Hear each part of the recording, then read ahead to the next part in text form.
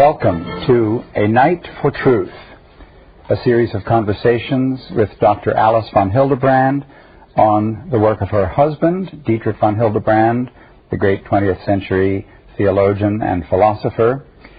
We have been talking both of his life and his work.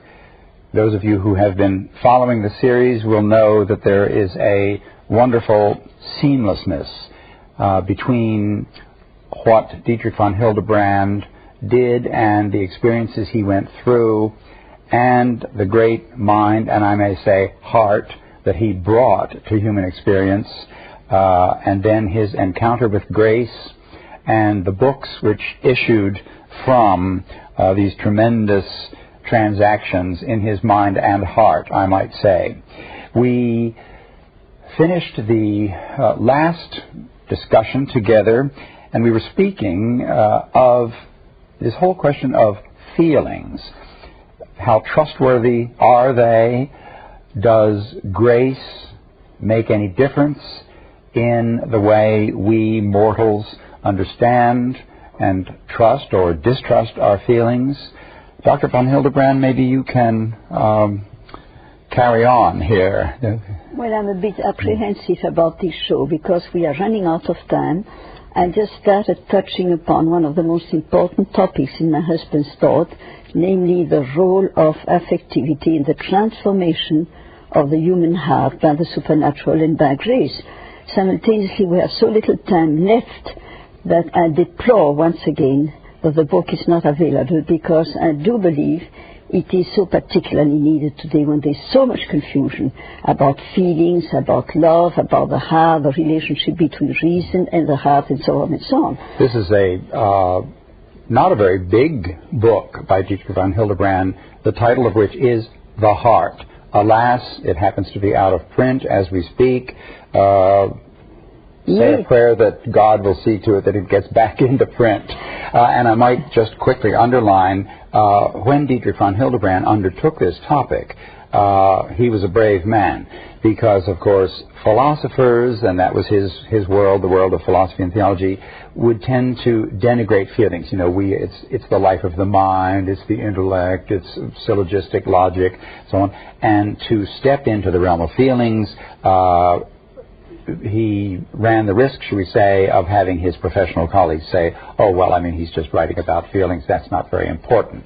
Whereas... Well, he was writing about purity, and that was for high school girls. You know, and therefore he was always choosing the topics that were most likely to lead his colleagues to disregard his work. My husband was one of the very, very rare intellectuals I've met in my life. I've met quite a few whom it was awfully difficult to say, is his mind greater than his heart, or his heart greater than his mind?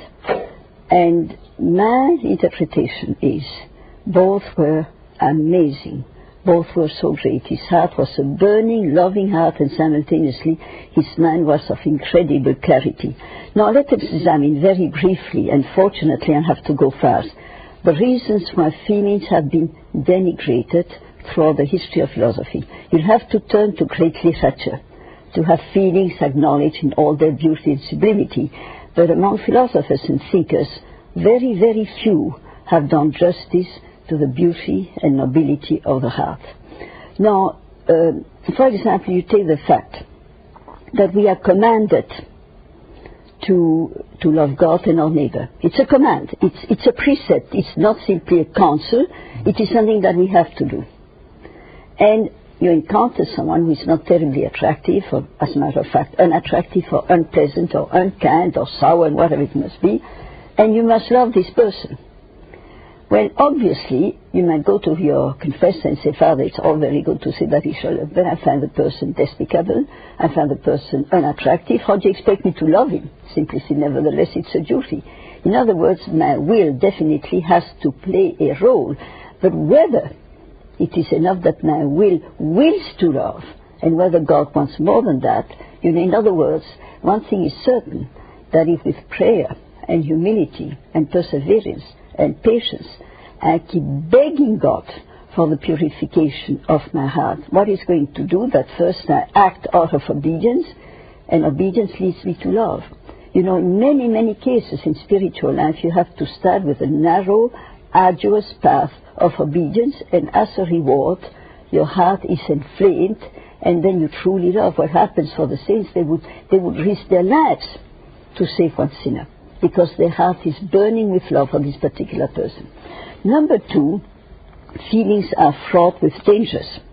But one of the things which is interesting is that whereas philosophers have been very eloquent speaking about the dangers of feelings, they have, to my mind, said much too little about the danger of the intellect. Because the pride of the intellect, you know, feeling is not a question of pride, it's usually a question of emotionalism or passion, or misguided feelings, but in the case of the intellect, it is pride. Which is the deadliest of the deadly sins. And, you know, somehow, this is something which is not mentioned enough. You know, probably in front of God, the sins of the heart are less bad than the sin of reason.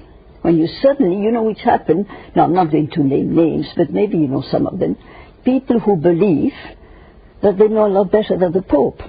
People who believe that they can place themselves above tradition because they're so brilliant, because when they have 1 or 2 PhDs, and because they write books full of footnotes, and then suddenly feel that their mind is to judge or pass judgment upon the teaching of the Church.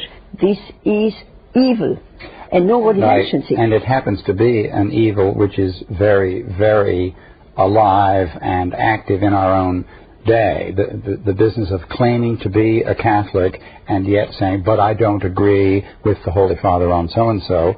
You can't do that. You know, obviously if you study the history of the world, heresies, and there were plenty of them, and they keep cropping up, have been produced by intellectuals.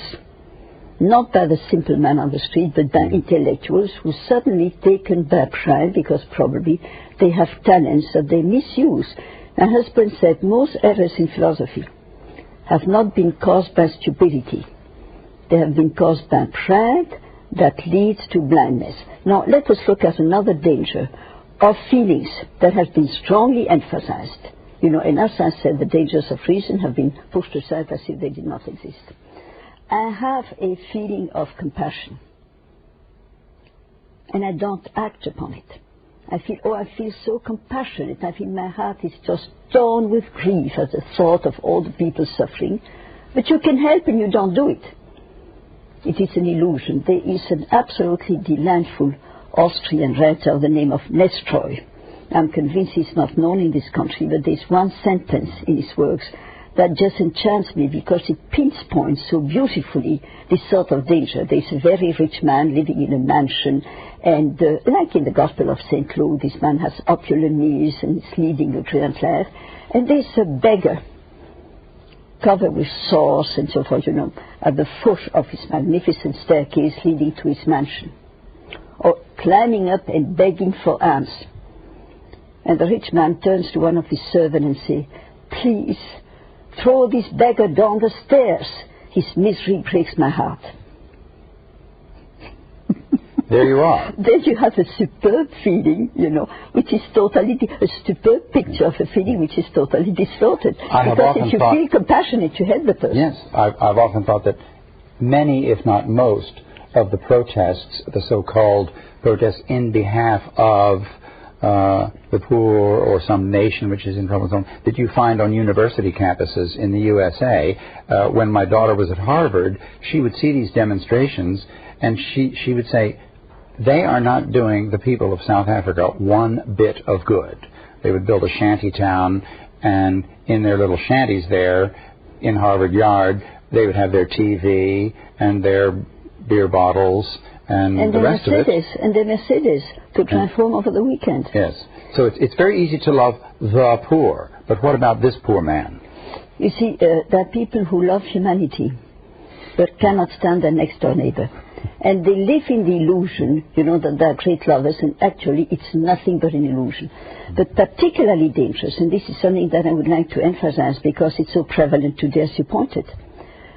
It's extremely dangerous when my heart usurps the role of my reason. There are situations in which my intelligence is going to judge whether it is true or false or right or wrong. And then I have to follow my intelligence. And if all of a sudden my heart comes in and says, I know all this stuff, but my heart tells me that it's different. For example, you're going to find people going to say, well, I know the arguments against abortion, but I feel in my heart that in my case it was legitimate. No concern for the teaching of the church. You know, and this is what they call today to follow one's conscience. Now, of course, you can fool yourself into believing that actually you are so sincere and you are so honest and so convincing to do it because you follow your heart. And your heart is totally perverted. You see, the heart has been wounded by original sin, but so has my mind. And both of them have to be baptized.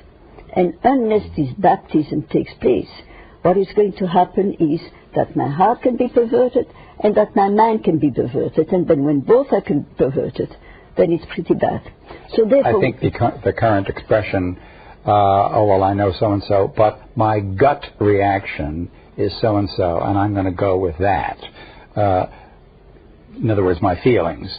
Unless that, as you say, unless that is baptized and scrutinized and judged by a conscience and an intellect which is configured to Christ, then I'm in trouble. You know, the situation is still more complex than that. I've been working on a book which I hope is going to be published soon.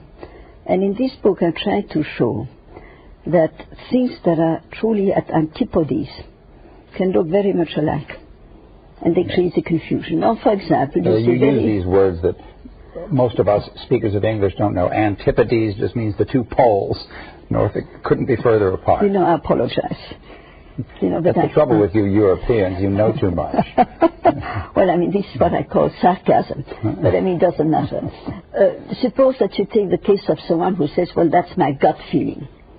And your gut feeling is totally distorted and false, and nevertheless you're going to follow it because basically it corresponds with your wishes and your subjective inclinations. But you're not honest enough to acknowledge it. But I've had students, simple girls, Catholic girls, you know, coming to me and saying, Professor so-and-so showed to us in the classroom that God cannot exist. Or Professor so-and-so made fun of absolutists in the moral law. And you know, Professor Rodin, I feel that it is wrong, but I cannot find the arguments. And she's right. Yes, yes. You see, therefore, the difficulty is that there are cases when my feelings are right. Are correct. And the other thing is wrong. And sometimes you take very simple people with no education, and their feelings are right until they are perverted by what we call education. But I mean, you take simple Italian women 60, 70 years ago, you know, their wisdom was absolutely amazing when it came to the relationship between husband and wife and mother and child and the relationship between the simple person and the church. You know, they had this Catholic feeling that was authentic, but if you had said to them, well, give me arguments, they'll have to say, well, you know, I'm ignorant, I can't do it. So you see why the thing is so complicated. I've often thought of the debauchery and fatuousness that obtains very often in intellectual circles, and if you brought along a peasant, a woman, an old woman in a babushka, she would probably say, something's wrong here. Something is wrong here. I feel it. I know it in my bones. Something's wrong. And there would be a case where the feelings... They're right. And the other case you have, you know, very complicated intellectual arguments that are all false. But somehow, one of the great gifts of people who pervert us intellectually is that they make them sound right. And maybe the greatest artist is David Hume. You can take 50 of his sentences and they sound good. But once you put them under the microscope, you're going to find out it's all bluff. You know, for example, he's going always to preface a particular stupidity by saying, everybody knows. And then already, so to speak, you're going to say, well, if everybody, you know, it must be true, and you don't investigate it. Feelings can also be tricky. And this is something that I've experienced in my own life and definitely in myself. You are so enthusiastic about a virtue. You know, for example, the first time I met my husband, and he said, readiness to change. And I still see myself waiting for the subway, 103rd Street in New York, and going back downtown where I lived. And saying to myself, but of course, this is magnificent. But of course I'm ready to change. I do understand that I need to be changed and changed. And I was enthusiastic about doing it. Tom, had I lived up to what I felt at that particular moment, I'd be a very different person from what I am. At the very moment that God starts chiseling you, that you say, well, you know, take it easy. I mean, that's not quite what I meant. And, you know, I've known a lovely woman, and she was a devout Catholic, and she truly said, you know, I love Christ, and I love Christ about all things. And she did. But certainly she fell in love with obedience. And with obedience? Obedience. You know, it's a great virtue. Yeah. And she found a spiritual director. And as soon as he told her, Mrs. So-and-so, you should do so-and-so.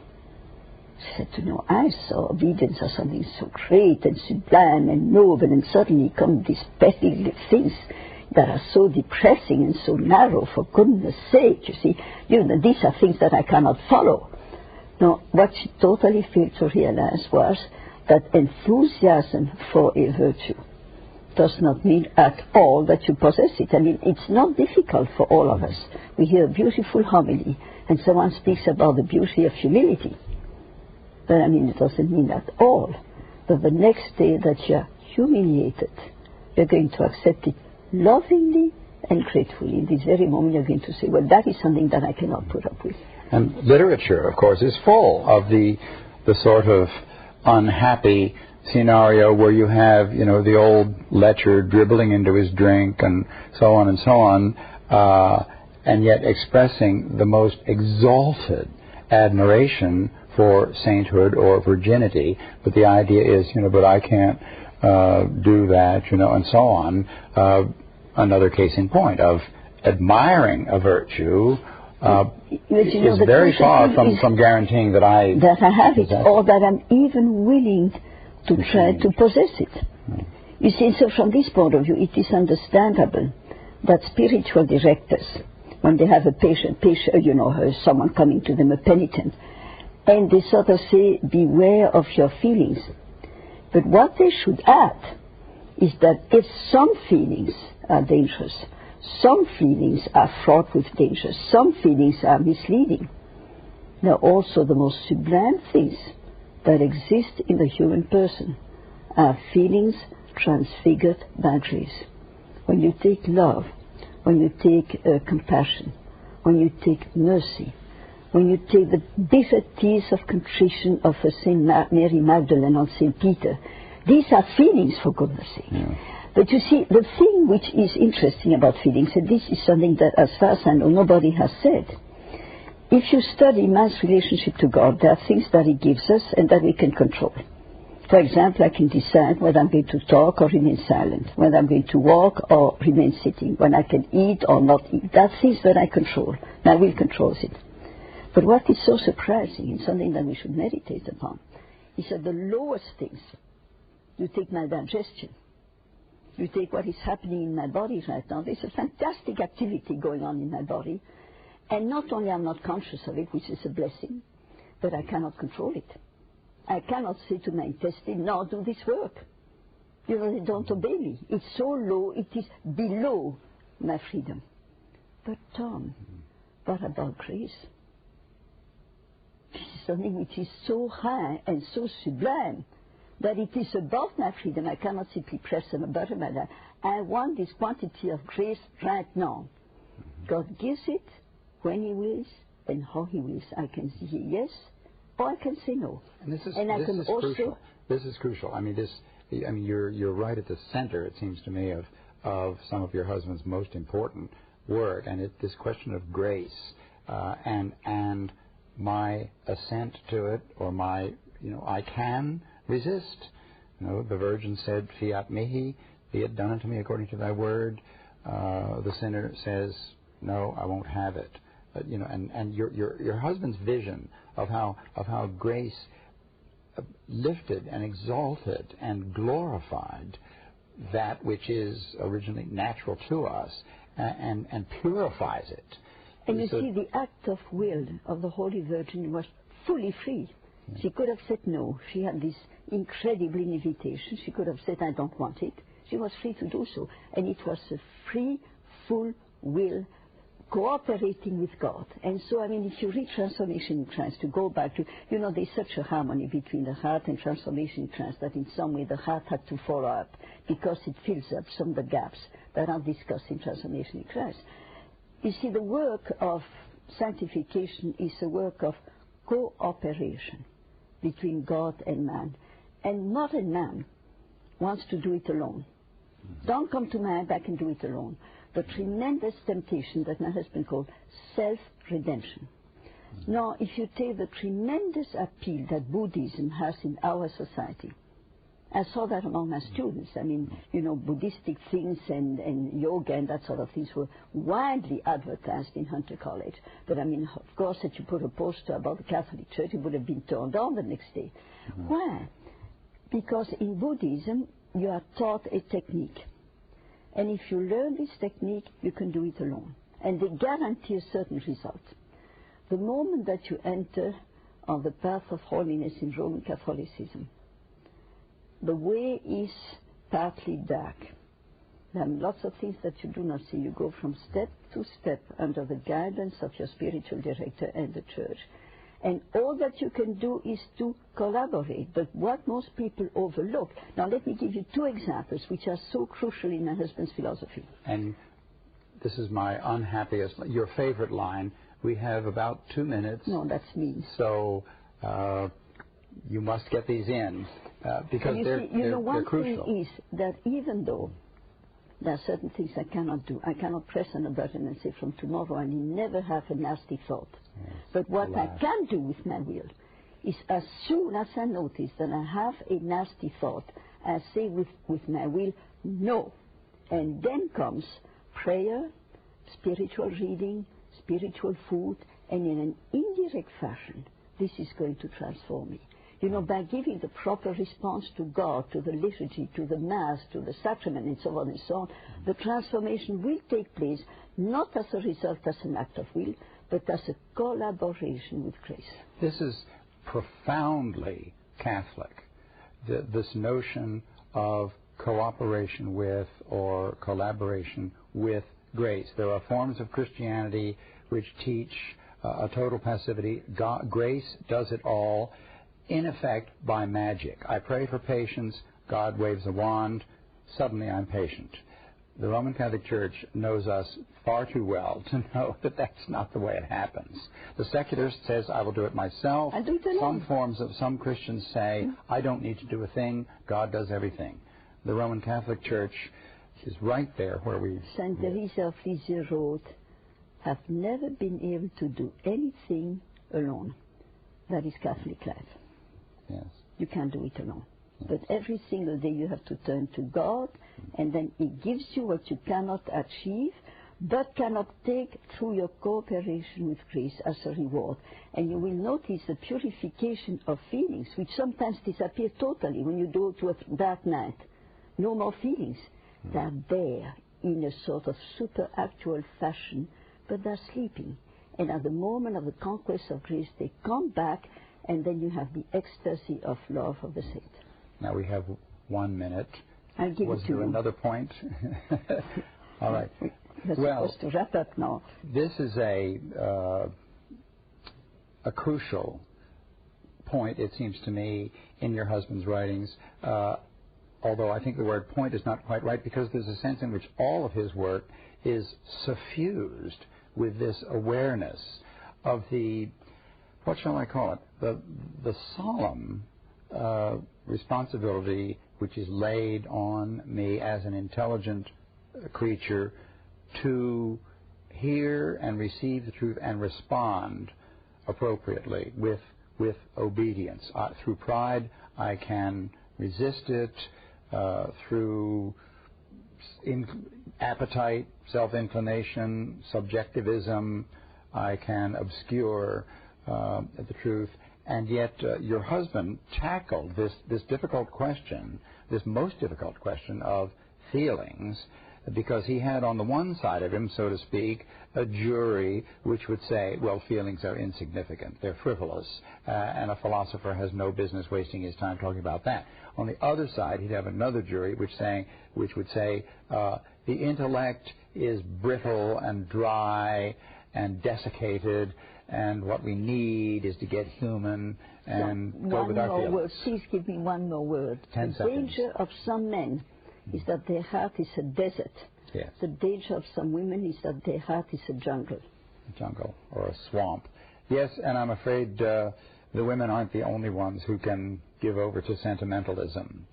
So, well, your husband's book, The Heart, which, as we pointed out earlier, is not in print at the moment. Good theological libraries ought to have a copy of it, and let us pray God that it will come back into print in English. I'm Tom Howard. We've been speaking with Dr. Alice von Hildebrand from week to week, from day to day, on the work of her husband, Dietrich von Hildebrand. Most recently, we've been speaking of this question of feelings and how they are touched by grace. Thank you for joining us. We hope you will join us again on A Night for Truth.